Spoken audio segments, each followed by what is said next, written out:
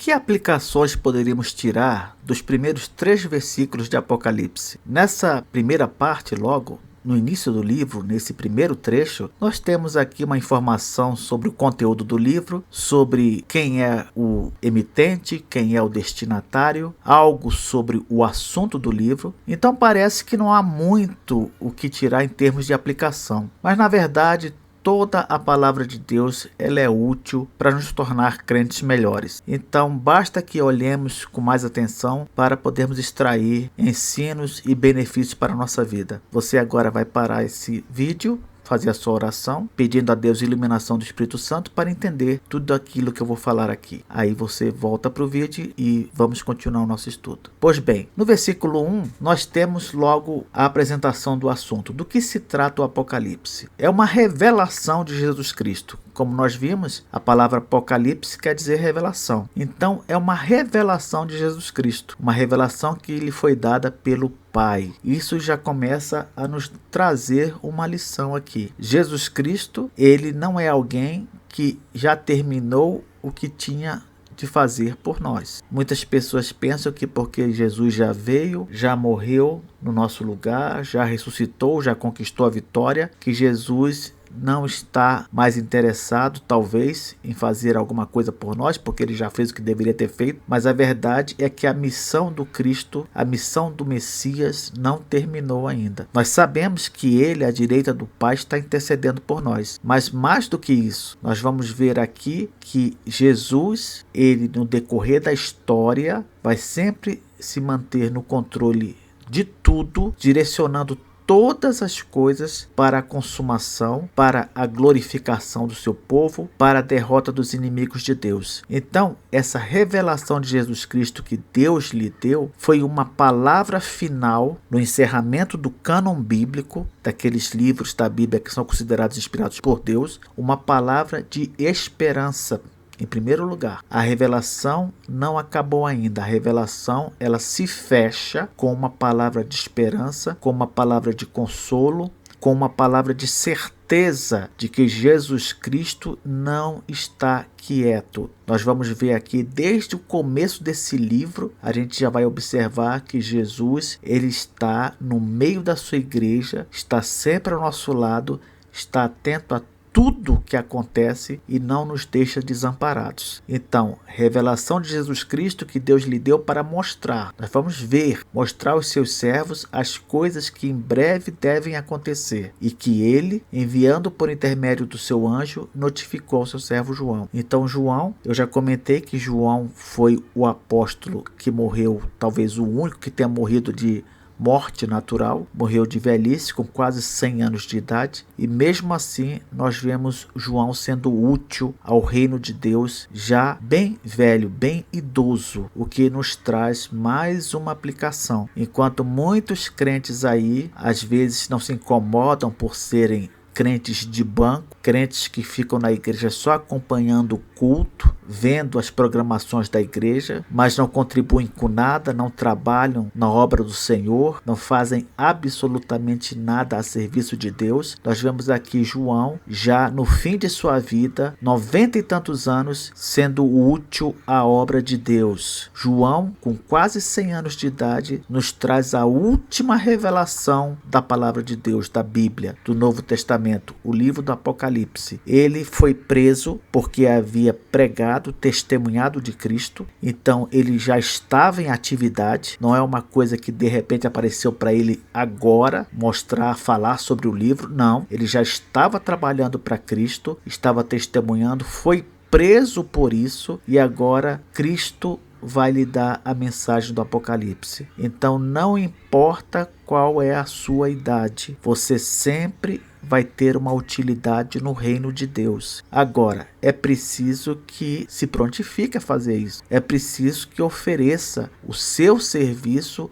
a Deus de forma voluntária. Não para ser salvo, porque nós já falamos em outras ocasiões que o cristão não é salvo por obras, mas justamente porque foi salvo pela fé em Cristo, foi salvo pela graça de Cristo, é que ele deveria, sim, servir ao Senhor com alegria, buscar fazer aquilo que Deus deseja, buscar obedecer a sua palavra, buscar contribuir para o reino de Deus. Então, que o exemplo de João, o apóstolo, seja um exemplo para nós.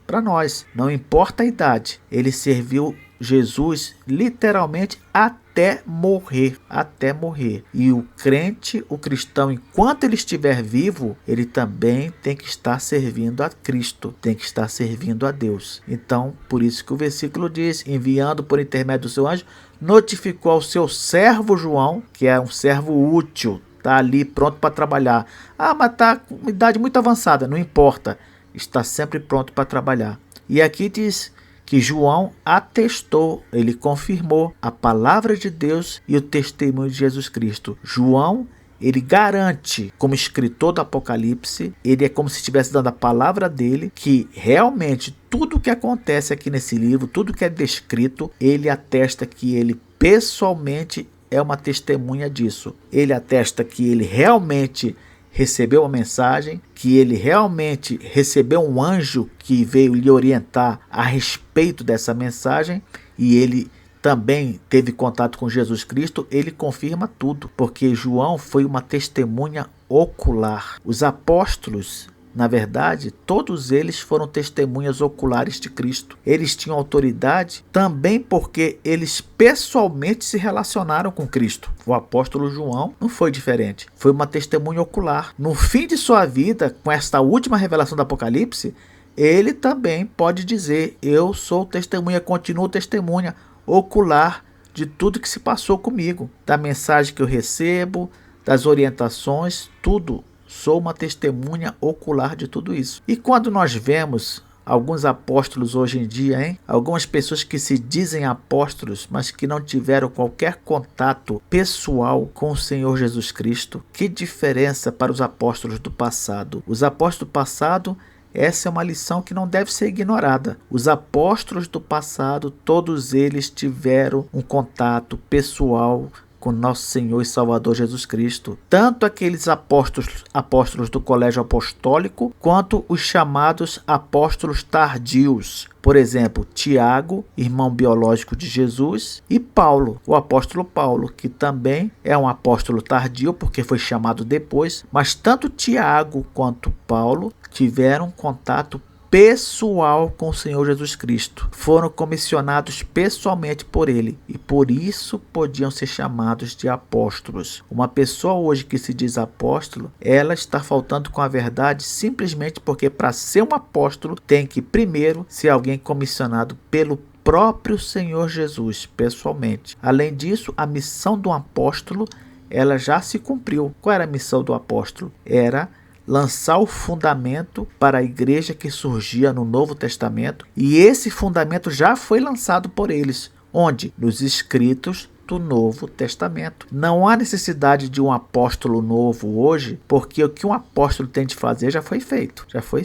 Não existe mais nenhum Novo Testamento para escrever. A revelação já terminou, tanto é que o Apocalipse ele fecha a revelação. Então, qual o sentido de apóstolos hoje? Qual o sentido? Então, só aí nós temos duas razões para não haver apóstolos. Primeiro, tem que ser comissionado pessoalmente por Cristo. Segundo, tem que lançar o fundamento da igreja, mas esse fundamento já foi lançado, o Novo Testamento. Então, qual a utilidade dele? Além disso, o apóstolo ele tinha uma outra característica que vale a pena ressaltar aqui. O apóstolo, para que ele fosse visto com autoridade, como alguém realmente comissionado por Cristo, ele recebeu de Deus poderes miraculosos. Ele podia curar, podia ressuscitar mortos. As curas que eles faziam eram instantâneas. Não é aquela história de a pessoa está com caroço, não sei aonde, não sei como.